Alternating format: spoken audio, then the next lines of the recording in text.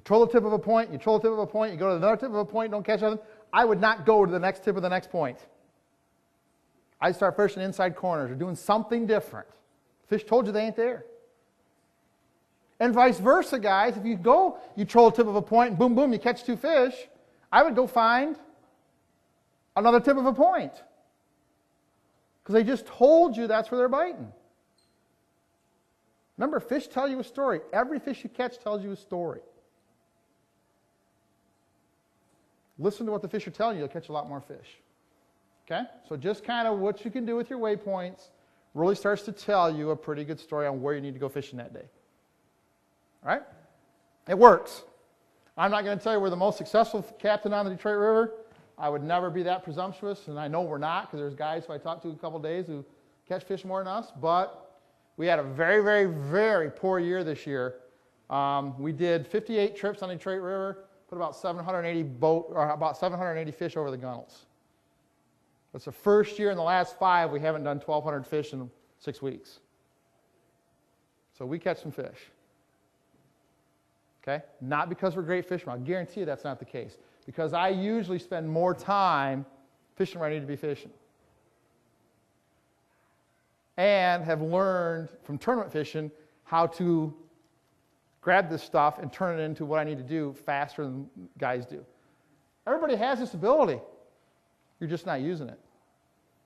Because you want to catch them where you want to catch them, how you want to catch them, and what you want to catch them on. You're going to lose that fight every single time.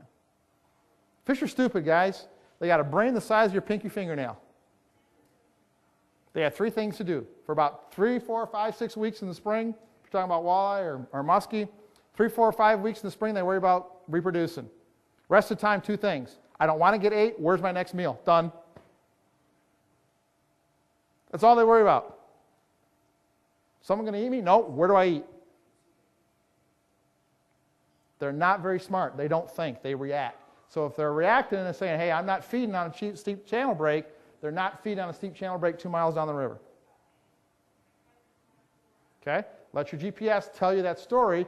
And I'll tell you what, the other thing about this is that's great. You have much more confidence. When you pull into a spot and there's 50 waypoints there, you have a lot more confidence to pull into a spot where there's 1 or 2. Do you not? If I took you to a spot and said, I'll tell you what, I'm going to give you a spot the size of this building, there are fish here, just stay here, you'll figure it out, you'll fish a whole lot harder than trying to figure out where do I even go. Because location is the hardest thing, is it not? Fish are usually not that hard to catch. They're hard to figure out where they're feeding. And I am, those of you who know me or have been with me on the water, I am a run and gun guy. If you're a fish, you don't have much chance to prove to me you want to bite. Because I'll find some dumb one somewhere that is eating. I'm not going to sit around and wait for you to bite. I don't do that. I'm going to go find the ones that do want to bite. So you go down the Detroit River in the spring and you see me going zoom, zoom, zoom, zoom, zoom, zoom. That's because I'm looking. I'll pull into a spot. I'll fish the best part of that. Look at that concentration of waypoints right there. So when I pull into the spot the first time, I'll pull into these 2 or 3 spots, maybe not much bigger than this building, maybe twice the size of this building, 2 or 3 spots where there's a great big concentration of fish. I'll fish those 3 pods. If there's nothing, I'm gone. I don't even fish the whole stretch.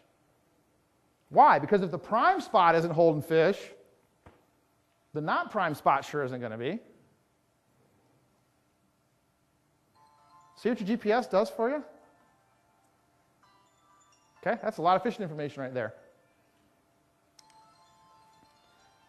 You have the ability on any of your machines, when you save a waypoint, again, most of you have blue and white diamonds, you have a lowrance. I don't know what the default is on a hummingbird, but you have this thing where every time you save a waypoint, it looks the same, right? You have the ability to change that symbol. So if you go out today and say, hey, I'm going to use blue X's today, you have the ability at the start of the day to change your machine to blue X's and say, okay, everything after now, save a blue X. All right, it's very simple. The default symbol on your machine is always the last manually entered symbol. So what I do at the start of the day is determine what waypoint I want to use today, what symbol I want to use. I'll sit right at my dock. I'll save a waypoint, quick save a waypoint right where I'm at. I'll move my cursor to that waypoint, highlight it. I'll edit that waypoint to be the symbol I want to use today. Make that change, save that waypoint, And then I'll delete that waypoint if I don't need it. Now my symbol has changed to what I just put in there. So now every waypoint I save after that is going to be that symbol. Lance, do you ever change it from morning to afternoon? I will if the weather changes. If Fish definitely bite differently in the morning than they do in the afternoon. I don't see so much of that. I do see if a weather pattern changes.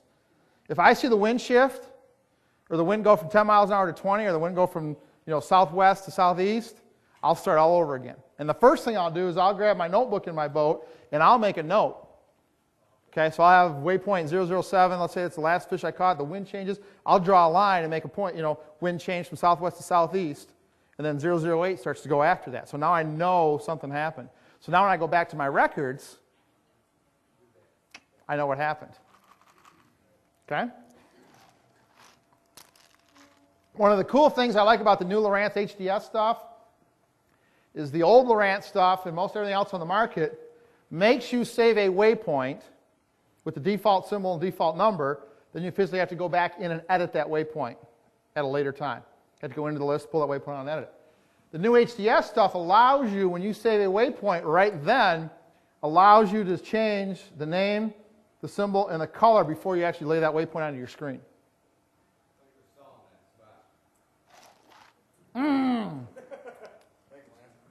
Sorry. That's way down there, though. So go there and go that way. Sorry. All right. Now here's something else different about the HDS. How many guys have lowrance HDS stuff? All right. How many guys are frustrated? That's okay. That's good. That means you're using it at least.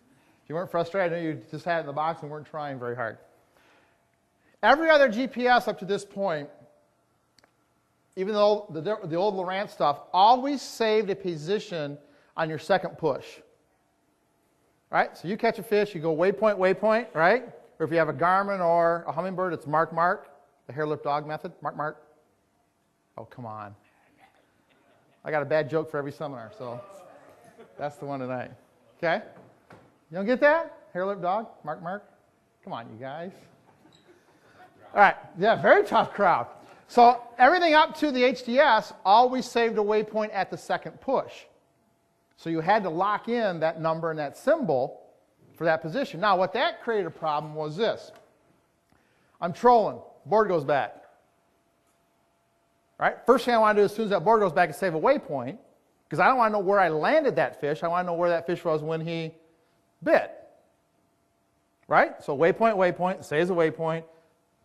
I get 200 yards away, I reel in, it's a big giant sheephead. So now what do I have to do? Go back and do what? Delete that waypoint. Okay? With the new HDS stuff, the first push locks in the position. Board goes back, waypoint, one time. Locks in that position and gives you that screen. Fish comes in, it's a 52.5-inch muskie. You can immediately, right then, change that number, change that symbol, change that color to work with your system.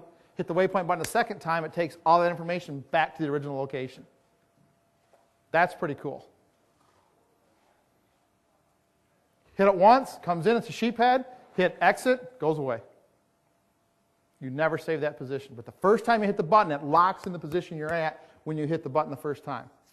Just a different way of thinking for you guys who have HDS stuff. Actually makes it a whole lot easier. All right? All right, any questions on that stuff? When you do that, when you delete for a sheephead, Yes. the number that was coming up, will I come up again for the next fish? Yes, it will. Yeah, if there's nothing in it, that's a great point. So if I save waypoint 008, and it's a sheephead, and I delete it, my next fish will be 008. Yeah, if there's nothing in the list, it will be gone. All right, third step, use your trails.